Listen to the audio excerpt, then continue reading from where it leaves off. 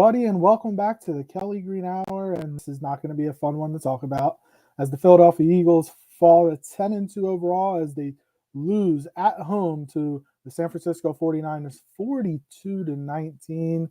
And we're here to talk about it all on the Kelly Green Hour. I'm your host, LG Harrell, and I am joined by the returning Connor Donald.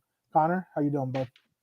I'm doing good. The hiatus was not fun, and while we won't dive into it, it was some very sad personal matters. But I'm so happy to be back. I picked a really crappy week and crappy game to come back to talk about when all we did was win while I was off, pretty much. But I'm happy to be back. So let's Happy talk to some Eagles as positively as we can. Yes, happy to have you back. And I also do want to thank Dives, Mr. Edge of Philly Sports, for stepping in for you while you were gone. He did a great job. We had some really good episodes, very good back and forth. But before we get started, as always, follow us on Twitter at Kelly Green Hour. You can follow me on Twitter at LJ54. Follow Connor on Twitter at Connor10. That's Connor TEN. And follow Edge of Philly Sports on Twitter, YouTube, Facebook at Edge of Philly Sports. And if you're tuning in live, let us know your thoughts on the game. It wasn't pretty. I think the Niners showed us that right now they are the class of the NFC and the NFL, best team in the NFL, which is fine. They can be the best team in the NFL week 13. I want to be the best team in the NFL come February. We'll see what happens. We'll see if we see them again in the playoffs. But obviously there's bigger games ahead for the Eagles. I mean, it seems like the last 5 weeks or so, they've been the game of the week.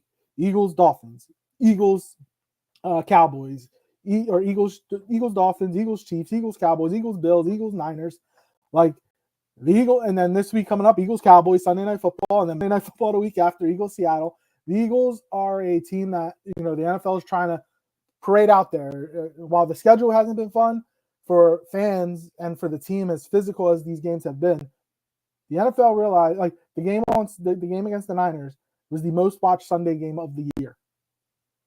Like, over 27 million people watched the game. Like, so, and I can only anticipate this Sunday night, probably more than 27 million people are going to watch Eagles Cowboys in what monumental battle that's going to be. And that'll be something that you'll actually probably talk about this later this week, as I will be traveling to Texas. I'm going to be attending the game. We'll see if I can get some pictures and stuff up on our Twitter, and I'm excited for that. My first time going to an Eagles-Cowboys game in Texas. I've been doing an Eagles-Cowboys game in Philly. I'm looking forward to this one. But yeah, Connor, the Eagles lost the game the first two drives. The first two offensive drives, when you kick field goals, they lost the game, because if they put the ball in the end zone one time, it's 10-0. Brock Purdy has to come back from two scores. 10-0, 14-0 is totally different from 6-0, where if they go and score, they take the lead, they have the momentum. And that's exactly what happened after the two offensive drives for the Niners and the two offensive drives for the Eagles when they couldn't put the ball in the end zone. Yeah, you're exactly right. I mean, if you make Brock Purdy play from behind and you give your defense something to play with, it's a lot easier. And we've seen it before. Well, I mean, us as Eagles fans, we haven't been privy to that very often, because we've trailed, I think, 5 times this year at halftime. Five in a row. Five in a row. Yeah, that's what it was. So we've trailed more at halftime. And I mean, and then you obviously get all these crazy stats of Jalen Hurts playing so well from behind. Well, that's all fine and dandy, but it would be nice if he could give the defense something to play with, or the offense something more to play with, or the team in general something to play with. If we could hop out to the 2-score lead for once in our season, it would be really nice. But I mean, ultimately, we've struggled to do that. They've had drives. Like, how many times have we watched drives just stagnate and become field goals? Like, it's become an all too often circumstance with the Philadelphia Eagles this season. And it's tough to, like, I was just seeing right before coming on here that there was talk about how much Nick Sirianni has say in the offense versus Brian Johnson, and how it's pretty much Nick Sirianni's offense and stuff. It's really weird. There's a lot of criticism out there for Nick Sirianni. I know Joe Giglio, I think, made a few comments, so take those for what they are. But I mean, there is a lot of commentary about, yeah, he's got a great culture here, but what has he done from the perspective of like a situation like this, games like this. We're always playing from behind, and the culture has made it so yes, we're really good at coming from behind, at playing the underdog role. But at some point, you have to start taking the lead, and you have to start having those adjustments happen a lot sooner in games. And this game got out of hand so fast after those first two drives, just like you said. So it was hard. It was hard to watch, and getting early leads is something that should become a priority over the next 5 weeks, especially heading towards the playoffs. Yeah, definitely. And Mr. Crockpot, welcome aboard. He says, I'm not panicking. It's one loss, albeit an ugly one, but third game in 13 days. The defense has me most concerned right now. Yeah, the Niners had a 10-day rest. Dallas has a 10-day rest coming up. Like the NFL schedule makers didn't do the Eagles' job. Like going into the Chiefs game, the Chiefs also had a bye. Going into the Dallas game, Dallas, I think they had like an extra day. There was something that like there was a bunch of games in a row where the opposing team had more days of rest than the Eagles, and it didn't help that like Fletcher Cox didn't practice all week. Now he did play, but he didn't practice all week and got hurt the week before. I mean, Jordan Davis and Jalen Carter on the field. Maybe Jalen Carter starting to hit that rookie wall, like it's always talked about, and this potential that he could be starting to hit that rookie wall.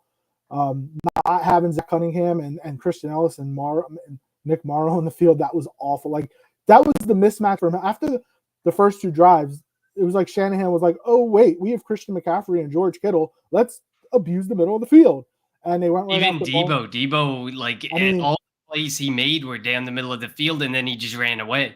And a lot of the throws that Brock Purdy made were short, and the receivers just had a lot of yards after catch. I think of the 314 passing yards that Purdy had, 220-ish were yards after the catch. And Nick Morrow gave up like 130 of them yards. Like it, and I'm guesstimating. I don't have the exact numbers in front of me, but like that was insane how bad the defense, was tackling. And the funny part is the corners, the outside corners, Slay and Bradbury didn't play that great, or they didn't play that bad. Bradbury didn't get targeted once, not one time did Bradbury get targeted, and Slay I think got targeted maybe 3 or 4 times and only gave up a couple of catches. Like it's not like the Niners were going after the outside corners. They went after Ricks a lot. They went after Morrow. They went after Ellis. They went after Sidney Brown. They went after Blankenship, Byard. Like that's who they went after, and that's worrisome going, into the playoffs, because if we see the Niners know that if they have to come to Philly, if the Eagles get the number 1 seed, they can win in Philly. I mean, all the talk that they had talked about last year in the NFC Championship game, if Purdy didn't get hurt, they would have won.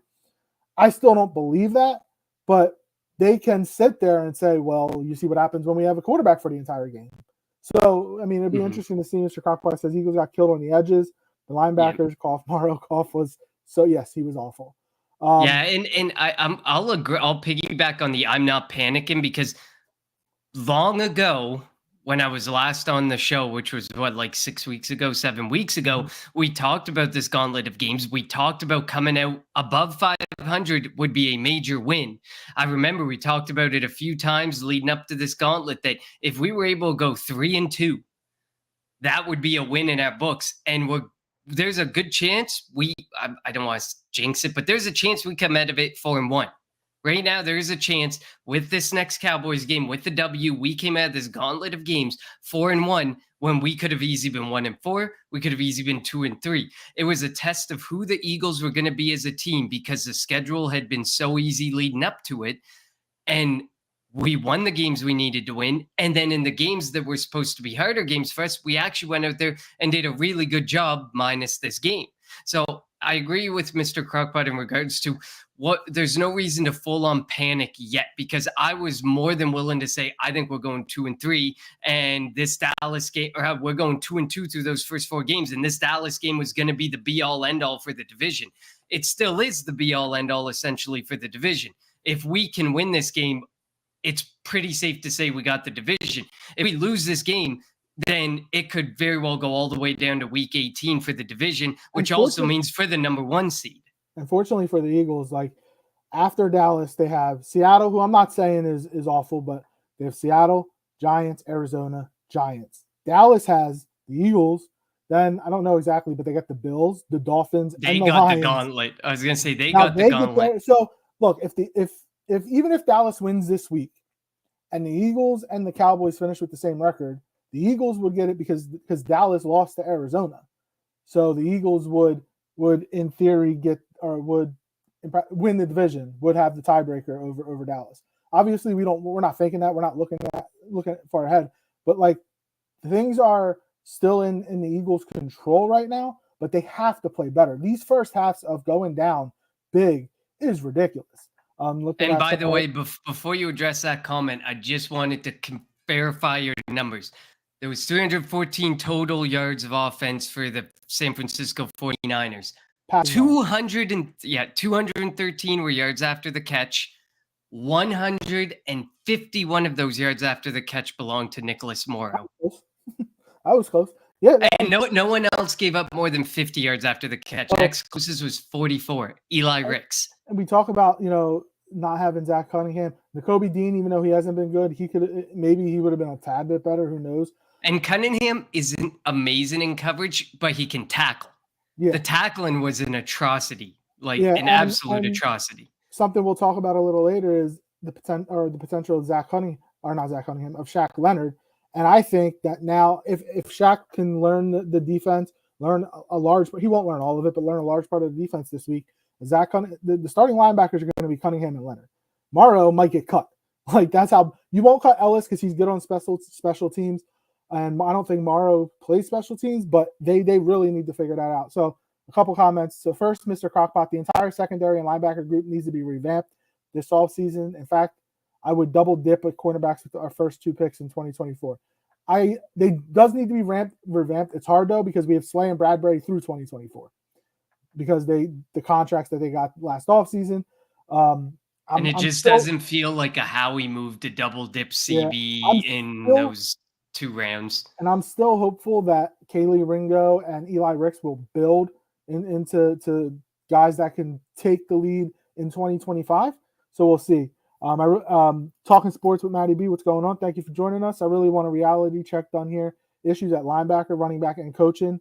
Stop pumping up the lies and propaganda. Linebackers are always an issue because they don't value it. It's unfortunate, but they don't value it.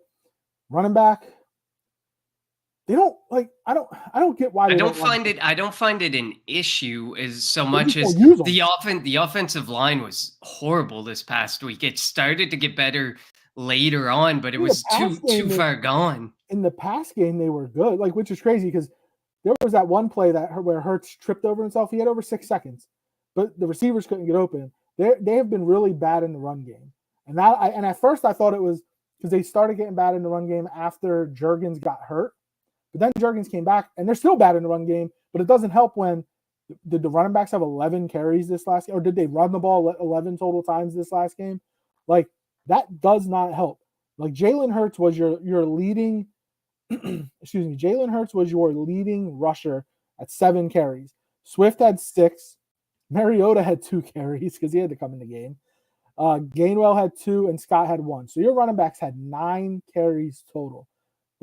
I'm not saying. And first of all, for this comment here, we got one back that we use. What the fuck are you talking about? For this comment though, it's about this goes back to the coaching ideology, the reality check on coaching, not the deficiency at running back. The running game is only as good as the offensive line in front of it. And DeAndre Swift, if you go backwards a few weeks here, you're looking at DeAndre Swift, and we were all drooling over DeAndre Swift. And then the offensive line got really bad. The run game got bad in general. But how exactly to your comments, LJ, how is a running back supposed to be good if they get 6 carries a game? Christian McCaffrey, in comparison, got 17. Some of DeAndre Swift's best games were when he was getting 15 to 20 carries a game. And then you look at him getting 6 carries. How are you supposed to get anything going as far as a running back if you're not being given the opportunity? It was the same thing last year with Miles Sanders. His best games were when he was being given an opportunity. His worst games are when we were seeing 4 or 5 carries, and those were the ones where he said, "Why pay him? Let him go out the door." You need to give opportunities to these running backs, because no matter what, you can be the best running back in the league, but if you're seeing less than 10 carries a game, no running back is looking like a viable option or a good player with less than 10 carries a game. Yeah, I mean, so Mr. Crockpot says Matty B regularly thinks the sky is falling when the team is 10-2. Look, the sky isn't falling. Are there issues with this Eagles team? Yes, clearly there are issues that, and we've seen it the last 4 or 5 weeks. The 4 game, the first 4, which they were able to come back in the second half, they won. So these issues weren't as polarized as they are now. You get blown out, every issue that you have, everybody's going to be talking about. So yes, there are issues with this team, and you're right, Mr. Crockett. Every team does have issues. Not like Niners lost 3 games in a row earlier, and the sky was falling for them too. And now they're the best team in football. The Ravens have issues over in the AFC. The Chiefs lost to the Packers; they have issues. Dallas has issues as well. Every team does have issues. They have to fix them. And I'm not saying Shaq Leonard's going to come in and be the answer at linebacker. I'm not saying that running the ball 20 times a game is going to be the answer to help in the offense. But they have to figure it out. I feel as if the offense doesn't have rhythm. They don't do a play to set up the next one to set up the next one. It's like Brian Johnson is throwing a dart at his play and just calling it, and we'll see what happens. And that, the first couple of drives, they were doing slants with A.J. Brown, and then it seemed like they were trying to just do a bunch of plays, routes down the field, and it didn't work. Like I said, there was the one play where Hurts had over 6 seconds and he stumbled over himself. There was a couple other plays where he rolls out a little early, points down the field, and nobody can get open, and that's a concern. The Niners secondary isn't that great, and the Eagles receivers weren't able to get open. You're going to go up against better secondaries in the playoffs. I mean, Stephon Gilmore and Deron Bland. Now Bland is kind of like Trayvon Diggs was last year, or a couple of years ago when he had all those picks. Look, he can get picks, he can get pick 6, but he can also get beat and get beat bad. He got beat in the first half against Seattle last week, and then in the second half he had that interception. Devontae Smith had a touchdown against Bland the last time they played in Philly. You're going to have to find a way to get your receivers open. You have so much talent at the receiver position, and I don't know if it's Hurts being gun shy. I don't know if it's the not having Dallas Goedert out there, because now they're double teaming A.J. Brown. They have to figure it out somehow, because and that comment upset me when Brian Johnson said they started double teaming A.J. Brown. That's your job is to figure it out. Your job is not to sit there and say A.J. Brown's double teamed, let's let him be double teamed all night and do nothing about it. That's your job to do something about it. And I get it, Quez Watkins isn't all that great. I'd rather see Olamide Zaccheaus out there, because he's been so much better in any circumstance where he's had to be put in and catch a ball or make a catch or make a play. But they weren't using they were barely using. I mean, DeAndre Swift was targeted 6 times, but it felt like they were barely using the running backs in the passing game. Like, it felt like they could have done more. They were more like a safety blanket versus something they were strategically using, because I see Gainwell had 6 targets, Swift had 6 targets, but it wasn't like they were being strategically used to help open up A.J. Brown or to create those an opening for A.J. Brown. Like that comment upset me, because it feels like, we gave Sean Desai a really hard time earlier in the year because he wasn't making changes to it early enough in the game. It feels like Brian Johnson and Nick Sirianni are just okay with the direction of a game, and they're just going to find someone who can catch the football. But that strategy wasn't even working, because they went 26 for 45, 28 for 48 if you count both quarterbacks, but 26 for 45 for Jalen Hurts. 45. But we've been down this road before. If you have to attempt more than 30 passes a game with Jalen Hurts, you're going to fail, and you're going to fail. And this is a prime example against a really good team. When you're forced to have to throw the football a lot, same as the Buccaneers game there a couple seasons back in the playoffs, where it really exposed us. We made them crawled into the playoffs and then got completely ransacked. Same situation. Jalen Hurts is forced to have to throw the football a lot. He's not someone that you need to have the football be thrown a lot, but at the same time, like you said, you have to get into a rhythm. You have to be able to have a good looking offense, and this offense doesn't look from play to play or series to series like they have any true direction. Yeah, you're right. And so, talking Philly sports with Matty B, he says it was the Eagles' biggest game of the season, and they played the same way they have been all season. Different tiers. They ran up against a real talent, championship DNA. What a joke! All right, in this I want to know something. In this 6-game gauntlet, I mean, if we want to go back to Miami, what you call? Did you expect the Eagles to win every game? Because I didn't. If you expected the Eagles to win every one of these games, you're insane because it wasn't going to happen. Like, they were going to lose a game, and I'd much rather them lose now than in the playoffs in 2 months. But like, we have to look. Yes, I've already admitted that they have not played great football. They have to figure it out, but they were winning games. So the fact that they beat the Chiefs, they beat Dallas, they beat the Bills, they beat the Dolphins. The fact that they're winning games against teams that are in the upper echelon, just because they lost one game doesn't mean that the season's over.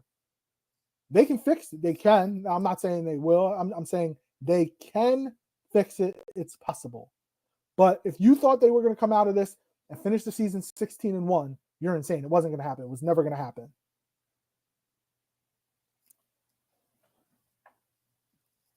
Yeah. I mean, that's pretty clear. You're asking me if I thought they were going to win every game in the gauntlet. No, with capitalized LOL. And we're seeing who you are, Matty B. So we get that. But yeah, I mean, at the end of the day, and he says excuses. Tell the people the truth. There's positives. Like, if you go back to past games, sure, there's not a whole lot of positives to take from this game. But if we were to sit there and say this game is the true depiction of what this Eagles team is going to be going the rest of the way, I would be lying. So if you want me to tell the truth, we are a 10-2 team. We did not win those 10 games by being the team that we saw this past Sunday night. So if you want to be telling the truth, this isn't excuses about this game. I'm not making excuses. This was a bad game. This was our worst game that we've played in quite a long time. Like, this was worse than the Super Bowl loss game. Like, there's a lot of games that we went through, and we played really good games over the past 2 seasons. This was probably one of the worst ones. But you'd be lying to yourself to say the reality is this is the Philadelphia Eagles team that we're going to see the rest of the way. And it's this Eagles team that got 10 wins. And it was all luck, pure luck. It would be such a lie and such a misdiagnosis of the team and how the season has gone. We ran into a game, and I didn't expect it to be this bad. If I was on the show last week, I probably would have predicted at least a 1-score game. It was bad. I wasn't expecting a blowout either. It happened. Dallas got blown out too. The Niners lost 3 games. Like, it happened. But I sort of think that the Niners use this as their Super Bowl, maybe. Look, the Niners are a really good team, but the Niners wanted revenge for the NFC Championship game. So the Niners were going to come out and put their best foot forward. And that's what they did. The Eagles didn't match the intensity. The Eagles had done what they've done the last 5 weeks, starting off very slow, and then in the second half, they just couldn't do it.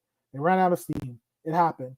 Now, I think the big resolve, the big test for this team is going to be, how do they move forward? Because if they come out this Sunday the same way that they have the last 5 weeks and they get blown out again, now we have to have a discussion. That this is where we really have to figure out, all right, what the hell's going on with this team? They're not as good as they think they are. They're not as good as the fans think they are.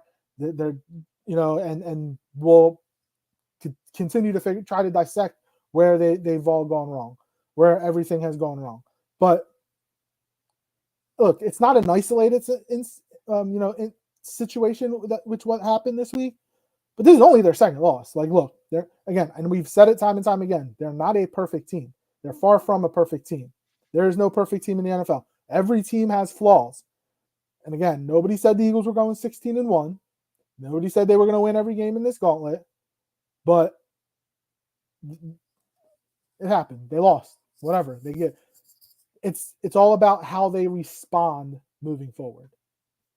Yeah, I definitely agree with you. It definitely is about how they respond. And like we said earlier in the show, it's about not playing from behind constantly. There has to be a point where you can strategize and have your game plan not always end up being from behind. There's something wrong with their early portion of their game plan that it just doesn't feel like they want to score. It hasn't felt like that all year where they start a game wanting to score and wanting to be ahead. It's almost like they want to fall behind because they know that that's when they play their best football. But if you play that game all season, I mean, we saw it with the 49ers game. If you play that game in the playoffs, it's you're going to be in trouble. You're not always going to be able to make that comeback, especially against teams. The teams that get in the playoffs are usually the best teams.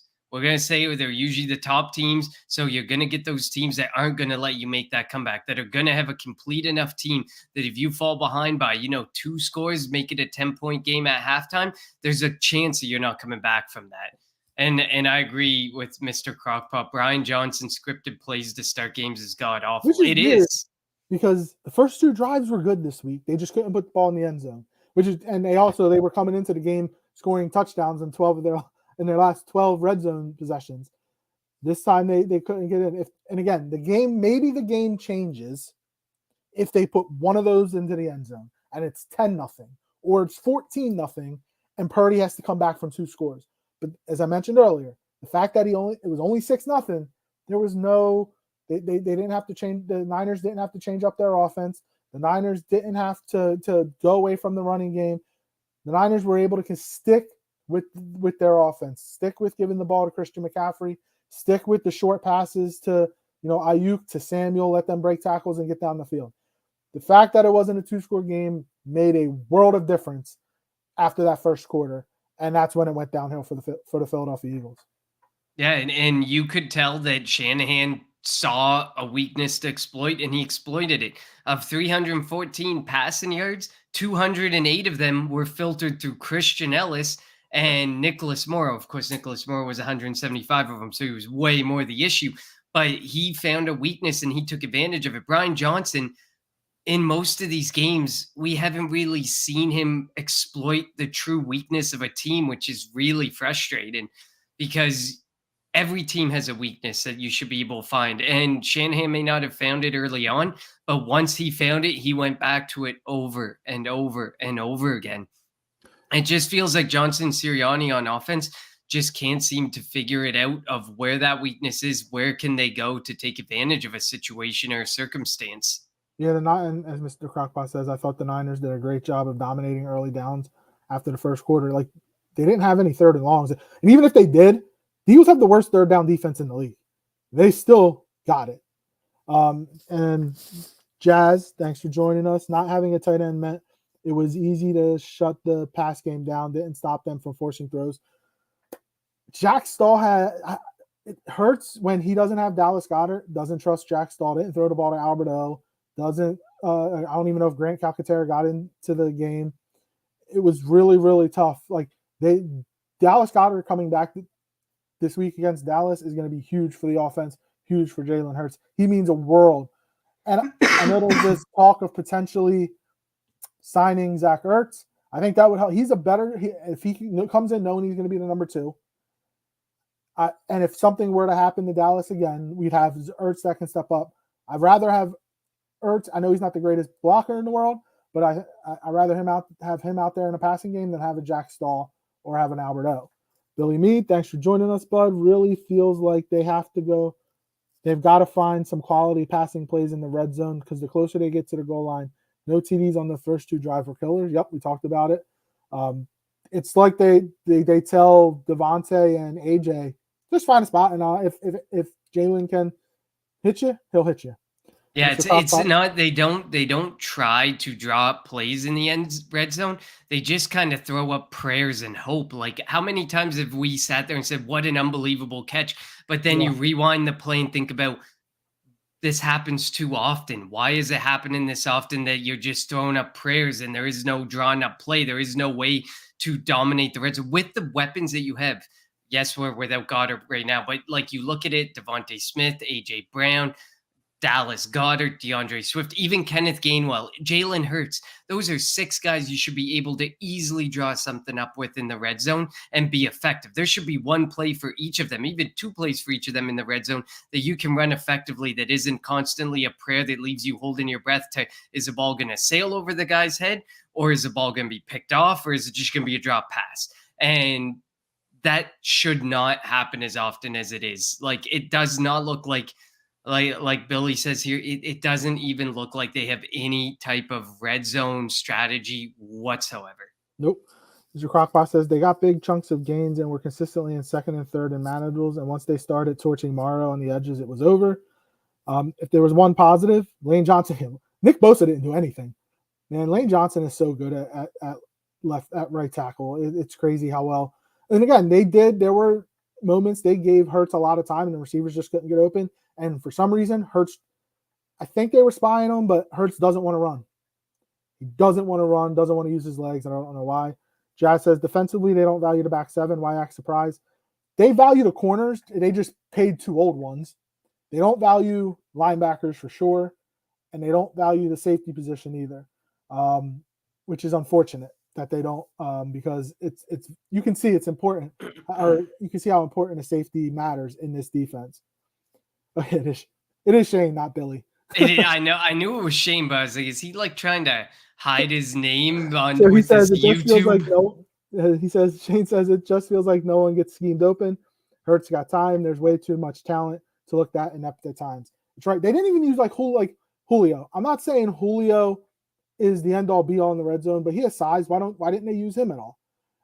It was just very unfortunate. Dave, thanks for joining us, bud. A little late, but good seeing you guys again. Oh, and fire.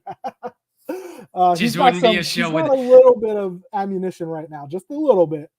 I don't think that this is like, okay, if you haven't accepted the reality that he's not going to value the safety in the linebacker position, you just joined us as Eagles fans, because that's been the reality. Jay Gardner-Johnson, they thought they were going to bring him back, and his agents read it wrong, and whatever happened there, and they weren't able to bring him back.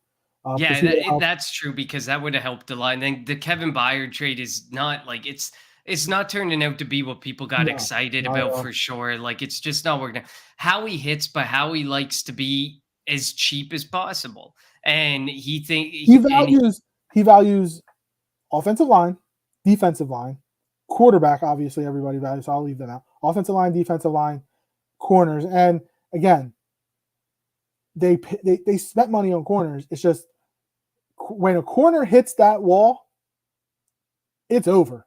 And it might be over. And which is a good time to bring up this comment from Mr. Crookbot. I'm sorry, but I'm fully prepared myself to move on from Bradbury and Slay sooner than later. They have to get younger there.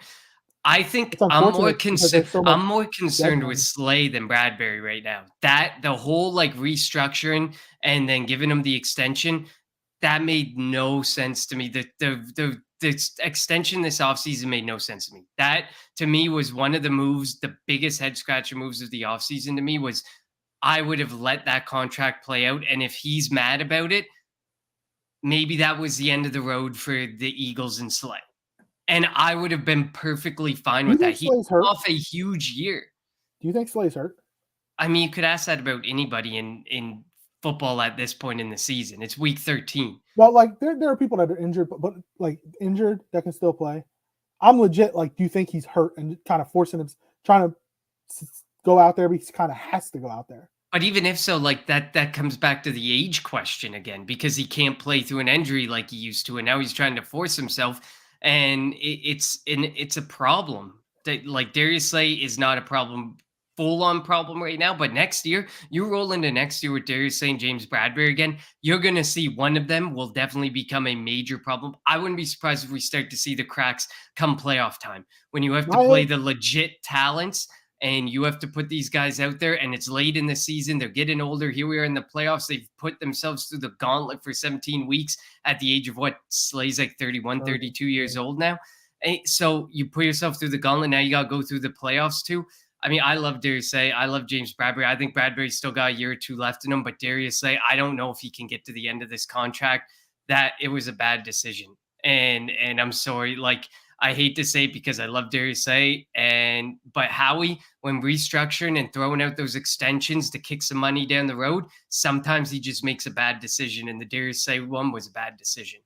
And yeah, Mr. Crockpot said, or what this next Jazz says, why don't they ever use Swift downfield? So yeah, downfield on pass routes, and then it's a major issue. I don't get why. And it's even like when teams bring the blitz to Hurts, they don't ever have an outlet. They don't ever have a check down where he can just get rid of the ball, let them do in space like other teams His have, check down is his legs. He turns to which his he doesn't legs use instead of anymore. his check down.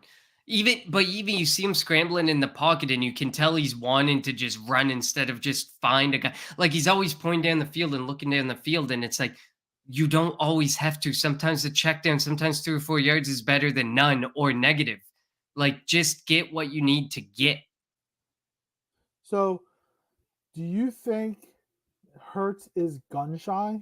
Like, if you watch the film, there were plays where like, look, I mean, there's going to be receivers that aren't going to be completely open. They're going to have somebody on them. They may be a couple like they may have a yard separation. You have to throw the ball, let them win. But he's not like there was a lot. Again, there were a couple plays where Hurts had a bunch of time in the pocket. The offensive line did a great job, and he just didn't throw the ball, or he had to throw it away because nobody was getting open. Is he gun shy? Is like, what do you think the issue is with Hurts that he's not just letting it rip and seeing if his receivers can make a play? I'm not even convinced it's gun shy. I think he just almost has a preference there. It's either a deep ball, a 50-50 ball, or no ball. It Mm-hmm. almost feels that way with him because he makes some great 50-50 ball plays. He puts the ball where, only his wide receiver can get it, and they make the play. Or he's going for a deep ball where Devontae Smith beats someone, or AJ Brown's open 20 yards downfield, and then he goes off and gets the extra 15 or 20 yards after the catch. I don't even know if it's so much that he's gun shy. I just think he needs to start to be comfortable with the aspect that, a check down is okay. It doesn't always have to be either a first down or a touchdown. And it Yeah, feels like that's how he plays as a mentality. It's a first down or it's a touchdown.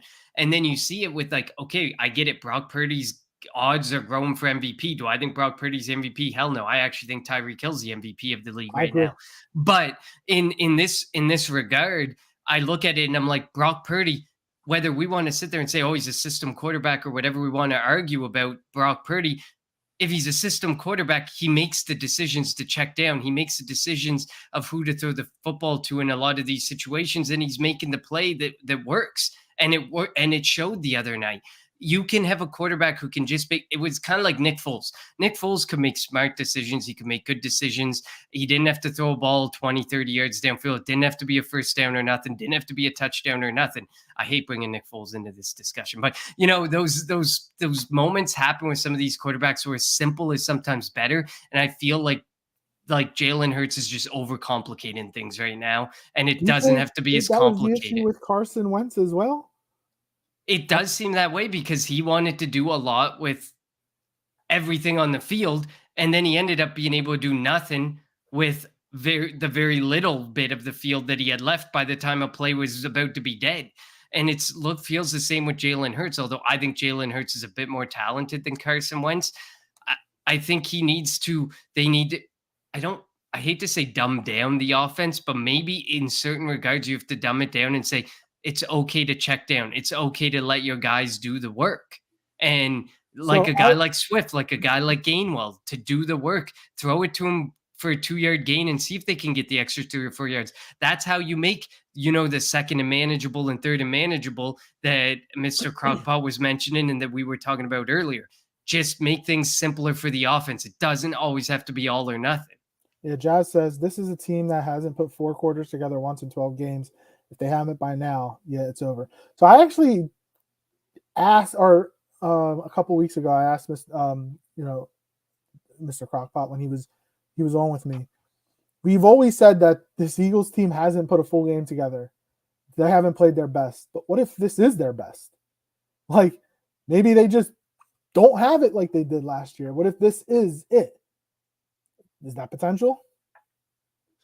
I mean, is very it sucks that Matty B left. He probably would be loving this conversation right now. But I mean, it's very real that could be true. Like it doesn't like we said. There's so many elements of their game that feels like there's no strategy, no rhyme, no reason, and they're just trying to overcomplicate things when it can be a lot simpler. And when they can take advantage of different circumstances, situations, it just feels like this offense. And I mean the defense didn't look great, obviously, but when you're on the field as much as they were, and for extended periods of drives, you expect to start giving up plays and yards after a while. It's bound to happen. We know that. It's the science of football. So I feel like this falls a lot more on the offense because the defense isn't giving up a ton. Like this is a bad example. This game they gave up a lot of points, but like I said, they were out on the field for probably 70 or probably 60 to 70% of the time. So I think this is starting to fall a lot more on the offense and trying to figure out how they can get things together and make this offense work so that it can coincide with the defense doing well, because the defense can start out doing well, but you see as the games go on and as the offense is going 3 and out, they start to give up more and more and more. If the offense can get together, I think the defense can look better, and I think we can see a complete 4 quarters. But at this point, I haven't seen any reason to believe that the offense is going to do it, that Brian Johnson and Nick Sirianni are even going to do it. And it's frustrating. Like to talk about 10-2 team in this way is it's frustrating because they got to 10-2 for a reason. They're not a completely defunct and deficient football team. But what seems to be the biggest issue is the same issue that we sat there and we said, let's give Johnson more time. Let's give Johnson more time. Let's give Johnson more time. Here we are 12 weeks into the season and we're still sitting there and we're saying, what's got to give about this Sirianni offense that Brian Johnson's running? And Johnson said something today, like they have to I forget what he said verbatim, but it was something like he's got to figure out a way to put the team in the right position, like, or figure out, I don't know. It was something to that nature. We're in week 13 going to week 14. You should have this figured out by now. We know that Swift should be getting the ball more. Let him get into rhythm. Like we talk about it if you only run the ball twice, give the ball to your running back twice in one half, how is he supposed to get into rhythm? Even if they're averaging 2 yards a carry, 3 yards a carry, allow the offense to get into rhythm, allow the offensive lineman to go and run the run block. We know they can pass block, but allow them to run block so that they can put their weight on the defensive line. Run at these teams. And you had mentioned owning the time of possession. They really haven't done that lately, and especially this past week. And that can help the defense. Again, we're talking about a team that came off of an overtime game where the defense played over 90 snaps. And while the defense didn't play nearly as many snaps this past week, they're still on the field a lot.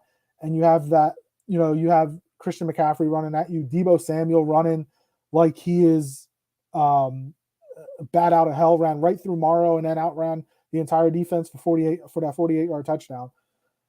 Like it's not sustainable playing football that way for an extended period of time. So you have to figure it out. You have to figure out and again, the opening script was good. They just couldn't put the ball in the end zone, and then they just didn't adjust, which is weird because the last couple of weeks they did adjust. So it'll be interesting to see what changes they make this week. The offense is, look, you didn't bring in any new pieces for the offense. You might add Dallas Goedert, which will help. Now you got to find a way to stop Micah Parsons and DeMarcus Lawrence and not let Bland have a pick six and whatnot. And then on the defensive side of the football, if they have a safety covering CeeDee Lamb in the slot, I'll be in the stadium. I'm going to flip shit. I do not want to, I want to see, look, I get it. I think Slay is our best option on CeeDee Lamb, which doesn't say much.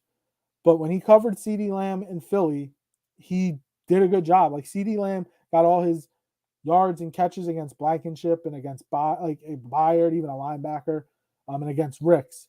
So I need to see Darius Slay following CeeDee Lamb around and maybe have a safety over the top or whatever, because we know CeeDee likes to be right out of the slot. And while he's not as physical as Deebo is, he can still make plays out of the slot like Deebo can. So That's going to be a concern. If I see a linebacker, if I see a safety on CeeDee Lamb, I'm going down on the field and I'm taking over play calling for Sean Desai.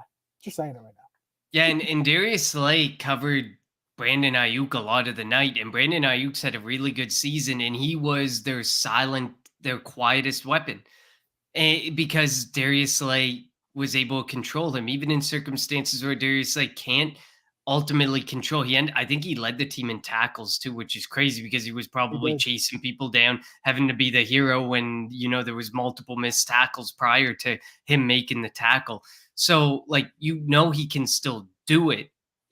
What can he do? Can he cover CeeDee Lamb completely by himself? He may need a little bit of help, or at least a safety over top who's watching that side of the field as well. But I mean, I would trust Darius Slay to do that job over Bradley Roby, a linebacker, a safety, like you said. Those guys just if you want Darius Slay to do his job and to stand out like you paid him to, give him the assignment he's supposed to get. And I know that we went on the age debate a little earlier that made it look like we have no confidence in Darius Slay, but he is the most competent cornerback from what to do within the first 5 yards, what to do with the hands, what to do, in a way to stop a receiver from being able to make the play. While it may not always be, hey, an interception or a big play like that doesn't always have to be the point with Darius Slay, and it isn't the point with Darius Slay. It's just to completely shut down that side of the field for CeeDee Lamb and just not give CeeDee Lamb the chance, just like he did with Brandon Ayuk. 3 for 3 for 32 yards. That was it to Yeah. Brandon Ayuk. And he's had He did have a multiple touchdown, 100+ yard games. Yeah. Let's see. The real RMP, thanks for joining us. Said Scariani needs to stop all the shit talking to opponents' fan bases and get the team ready for the Super Bowl run. Look, that's the way he is, and he's always been like that. Like, so as long as he has the team ready to play, he can continue to be the character that he is. I don't have any issues with that. Jazz says Sirianni's an unqualified puppet, just what Jeffrey wants. Look, his first year here, that team wasn't really good, and they still went to the playoffs. Now, the last 2 years, he's had really good teams. So we have to see if he can win a Super Bowl and see what kind of coach he is. Shane says teams don't play perfect games. They just don't in the NFL. Niners pantsing us aside. It's about making even one more play than who you're up against that week. They'll be fine. I hope so. The real RMP, they played great in the first quarter, but those 2 field goals are not good if the defense can't get stops. We talked about it. Yeah. 10-0, 14-0 game is totally different than a 6-0 game if you have Brock Purdy playing by 2 scores. I think we can, Mr. Crockpot says, I think we can stop using Eli Ricks in the slot. 3 receptions on 3 targets, a missed tackle and a touchdown. I agree. He's an outside corner. I don't know. To me, I appreciate giving him an opportunity and seeing what he can do all around the field. But I mean, the thought with Eli Ricks was he's going to be an outside corner. He could be the replacement for an outside corner like Bradbury or Slay. I don't think the conversation was ever, hey, Eli Ricks could be the next Devontae Maddox. That has never been a part of the discussion. So they're using him in the slot. That needed to stop from the beginning. That should never have been a thing. I mean, if you want to give him a couple snaps, okay. Devontae got hurt. Roby got hurt when they signed him. Like, they had a bunch of injuries. So he did it out of need, like out of necessity. But yeah, he's. But now you don't need to. Bradley Roby's fine. He's healthy. He's good to go. He's playing pretty well. I don't see any reason why to continue doing that. The real MDC Purdy threw it to Slay's side of the field the whole game.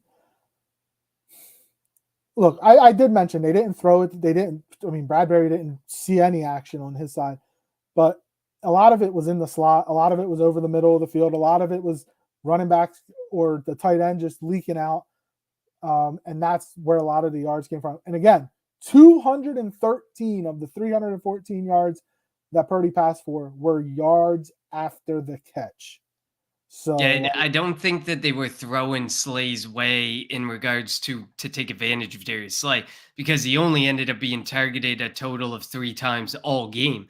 I think it was just a byproduct of Debo was running around in that direction, Christian McCaffrey, George Kittle. They were just in the vicinity of Darius Slay. But Darius Slay, the only person he targeted all game was Darius Slay on Brandon Ayuk, and it was 3 for 3 for 32 yards.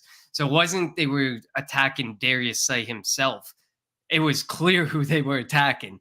It was Nicholas Morrow, because Nicholas Morrow ended up targeted 8 times and allowing 6 receptions for 175 yards. So Yeah, he had a terrible that game. that was where it was. He had an awful game.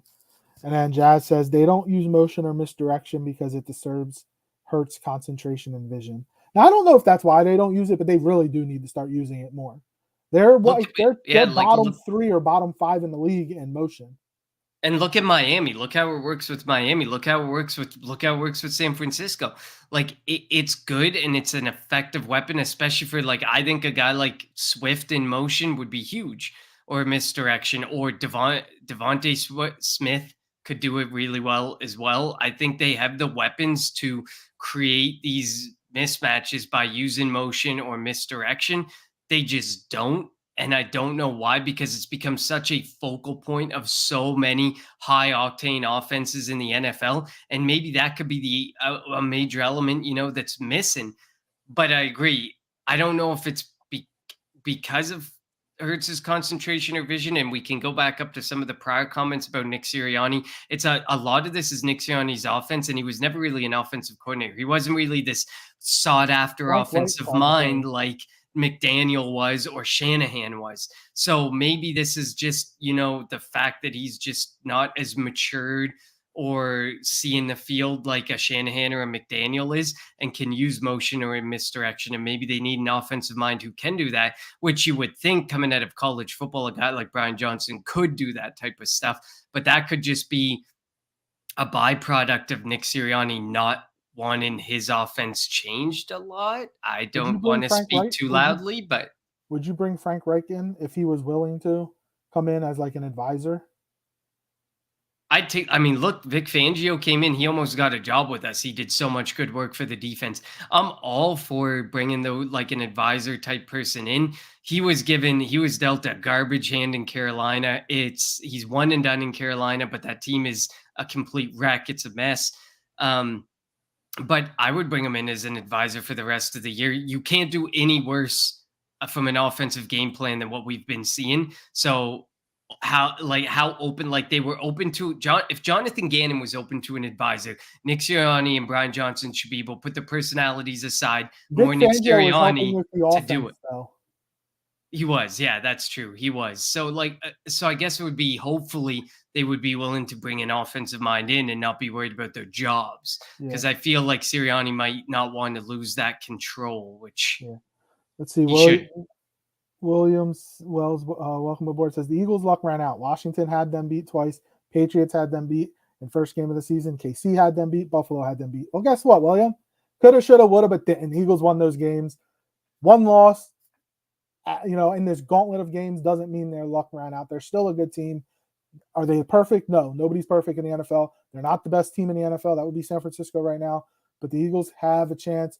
Look, all you have to do is literally win like one more game and they're going to clinch a playoff spot.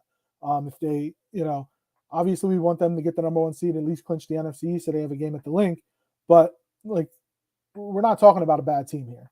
Yeah, like if they I don't think they win out, but if they end up finishing this season 13-3 and locking down that first seed, is a guy like William gonna sit there and say, yeah, this is all luck, this is sheer luck? 13, okay, he's not gonna say 13 lucky wins, but here he's already got 2, 3, 4, 5 lucky games. I'm sure there's a couple more to come. You're not gonna sit there and say that 50 or 60% of games is just pure luck. That can also be just part of the mentality that they have when they're playing from behind. They play well from behind, and those weren't just a lucky bounce. Once they felt behind, they ended up dominating the rest of the way. It wasn't just pure luck that they came out on top of some of those games. It would be nice to see them get ahead, play ahead, and win games by playing ahead and dominating for 4 quarters. We haven't seen that yet. We're not seeing it. But to sit there and say that the majority of their wins is just pure luck is, I mean, asinine. it's weird. It is. And it's weird because you look in the national media scope of things right now, that all the love is for San Francisco. I get it. They've been unstoppable. Their offenses look great. Their defenses looked really good because their offense is scoring at will. But at the end of the day, that isn't a reason to start perpetuating this complete hate and thinking that, oh, the Eagles run is all over. Those 10 wins are just meaningless. No, those were 10 big wins, and those some of those games were gritty, tough wins. And so those are some of the games in prior years we've sat here and we've complained because we couldn't get those wins. And now here we are getting those wins. And instead of saying they're tough, gritty wins, we're sitting here and we're saying they're lucky wins. And I disagree with that. I don't think they're lucky wins because you need to have a lot. There's a lot of teams who need those wins. When push comes to shove, that's what ends up getting you to the Super Bowl. Winning some of these games, we'll call them luck, call them grit. I call them grit. And I never sit there and say, oh, a team just got lucky with these wins. I think it says a lot about how a team plays and how a team can play in certain circumstances. We just don't play very well when the score is 0-0 or it's a one score game or it's a close game. Yeah, that doesn't make any sense. Yeah, it doesn't make any sense. We don't play early. What's up, Mitch? How you doing? Thanks for joining us. Jazz says they want to play complementary football. The offense is mandated to dominate time of possession and build leads. The defense is designed to get turnovers, which they don't do often. And when they know the offense must throw to keep up. This defense is built on the front line. Like, they put all the money there. They just haven't been able to fit. They haven't been able to finish when they get to the quarterback, or they haven't been able to get to the quarterback quick enough because they get rid of the ball really fast. So that's something that they definitely have to work on. And that's where also I would like to see the corners play up a little bit. But I don't know if they have the faith in that. Like, if they get beat by a double move, that just, I don't know. But yeah, the defense has to pick it up. And I think the addition of Shaq Leonard, I'm not saying he's going to be the savior at the linebacker position, but he's better than Nicholas Morrow. He should be better than Nicholas Morrow. He should be better than Christian Ellis. So if they can get good 5 games plus the playoffs out of him, great. And that'll be nice. That'll help him maybe get a contract next year, but it'll help this defense. And if they go out there and sign the reports out that Ndamukong Suh's going to sign soon. Remember last year after that Washington, the first loss of the season, where they gave up a bunch of rushing yards to Washington, they went out and got Joseph and Suh, and that helped the run defense. Well, the Eagles, the first 9 or so weeks of the season, had the number 1 rush defense. Then they gave up over 160 to Kansas City, 170 to Buffalo. They gave up 130 or 40 to the Niners. They need some help in there. Again, I think just Jalen Carter could be hitting that rookie wall, playing a lot of snaps because of injuries in the front. The front, four, having somebody like Ndamukong Suh come in there, help the run defense. That's what they should do if they're able to bring them in. Jazz says add Penny and run the ball with power. They won't, and we'll get blown out again. This is one of the moves. Yeah, this is one of the moves that we're going to look back at the end of the year and we're going to be like, why? Is it just because you didn't want some other team to get him, so you just signed this guy?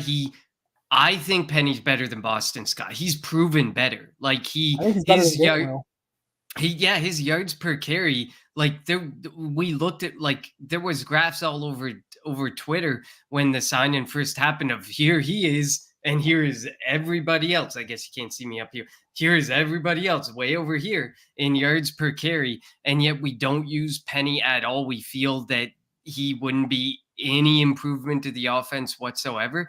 I was really excited for DeAndre Swift and Rashad Penny backfield because I think that's a 1-2 punch that can be really good, really effective, and what most teams would die for at this point. And we have Kenneth Gainwell, who we just love, and we don't love and adore, but the staff just loves and adores and thinks he's going to be like the next Christian McCaffrey or something. We got Boston Scott, who's only out there to return kicks, which is a useless job. All you can just wave it off. There's no point even returning kickoffs anymore.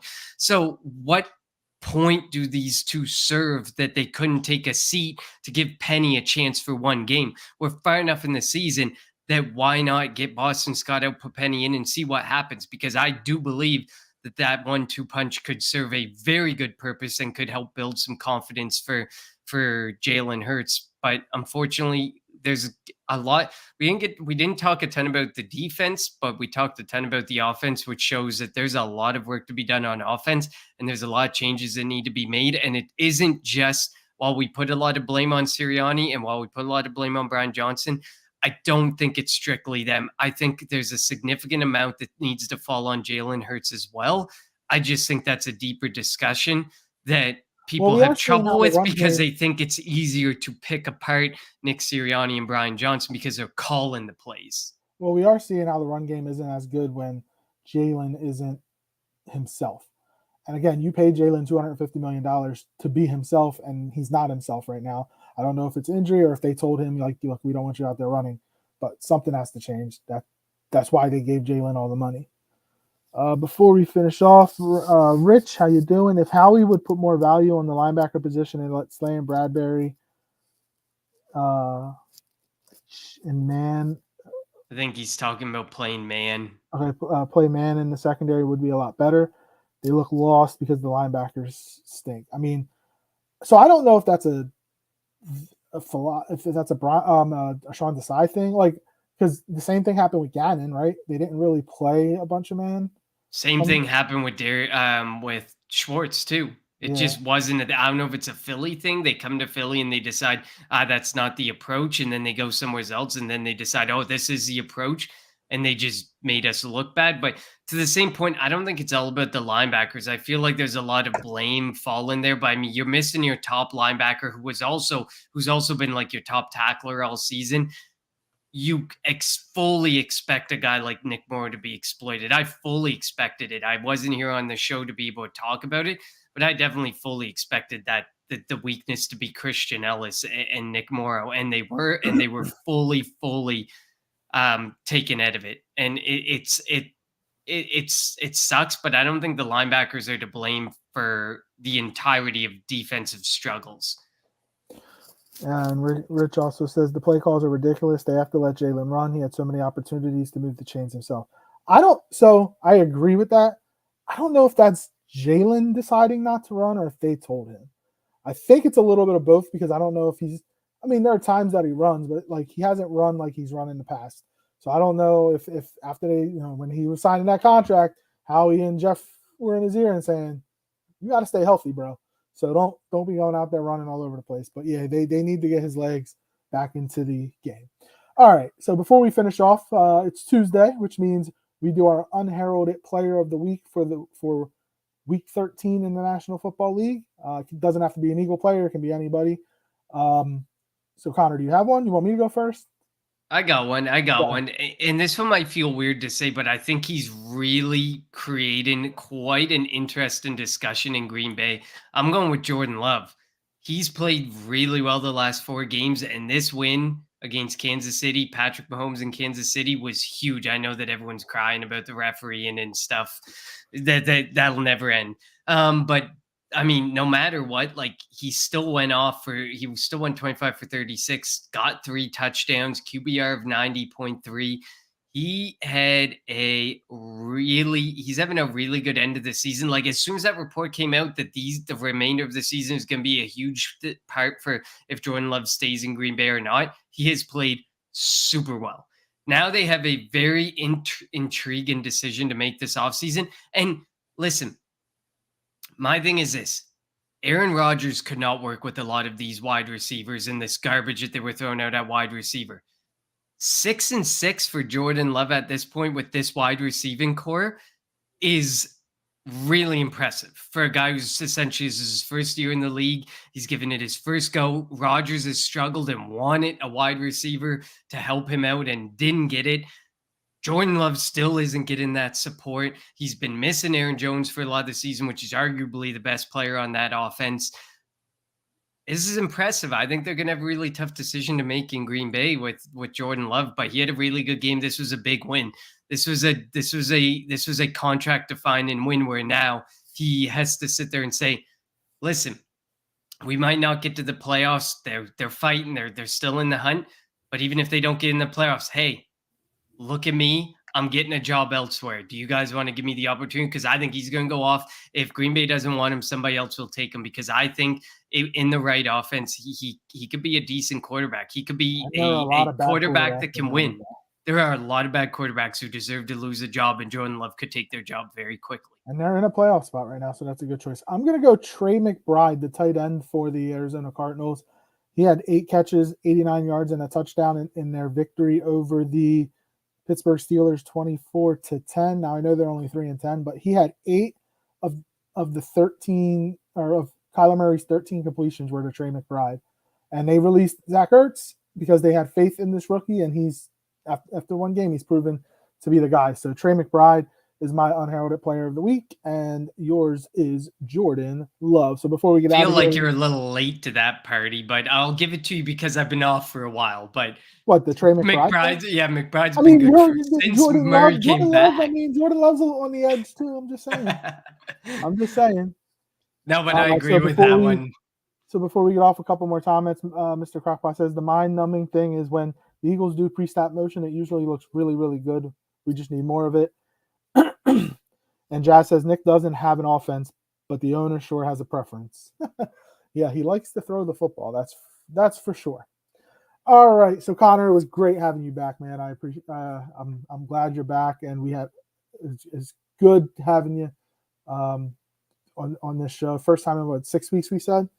I think it's been 6 weeks. Yeah, and thank you for all the comments that we got today. It was really good banter back and forth. Look, not everybody's gonna agree with us, and that's fine.